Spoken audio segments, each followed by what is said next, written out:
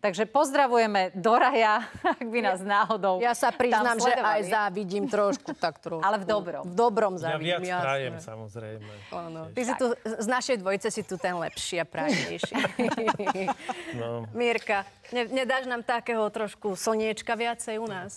Viac slniečka už dnes nemôže byť. Dnes tak zatiaľ si to, ak dovolíš, príprav. Ja by som zároveň povedal, že týchto ľudí, ktorých spomínala, teda najmä Nelu Pociskovú, očakávané udalosti asi nebudú zaujímať, ale vás dúfajme, že áno, takže na záver sa pozrieme na to, čo pre vás dnešok pripravil. Predseda parlamentu Peter Pellegrini odcestoval na pracovnú cestu na Cyprus, navštívi zástupcov slovenských krajanov a stretne sa aj so slovenskými vojakmi pôsobiacimi v mierovej misii OSN. V Bruseli sa koná stretnutie ministrov spravodlivosti a vnútra členských krajín Európskej únie. Valné zhromaždenie OSN bude dnes rokovať o pásme Gazy. Hlasovať sa bude aj vo francúzskom parlamente a témou hlasovania bude zavedenie práva na potrat do ústavy. No a začal sa posledný týždeň jarných prázdnin. Ako posledný si prázdniny užijú žiaci na západnom Slovensku, a to v Bratislavskom, Nitrianskom a Trnavskom kraji.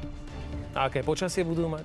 Už môžem? Už môžeš. Aha, dobre. Takže jarné prázdniny začnú exkluzívne. Teraz máme málo oblačnosti nad našimi hlavami, trošku viac je na strednom Slovensku, kde dokonca môže z tejto oblačnosti aj slabulinko mrholiť, ale dnešok bude ozaj príjemne slnečný, málo oblačný a teplý. 11 až 13 severné okresy nášho územia, smerom dole na juh 17 až 18 stupňov Celzia. Na východe Slovenska, na krajnom juhovýchode dnes do 17 stupňov, tá 18 napríklad na Podunajskej nížine alebo v okolí Dudiniec.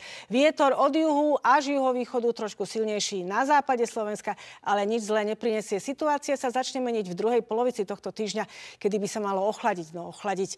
Dostaneme sa bližšie k dlhodobému priemeru, než sme teraz, ale stále to bude nadpriemerne teplé.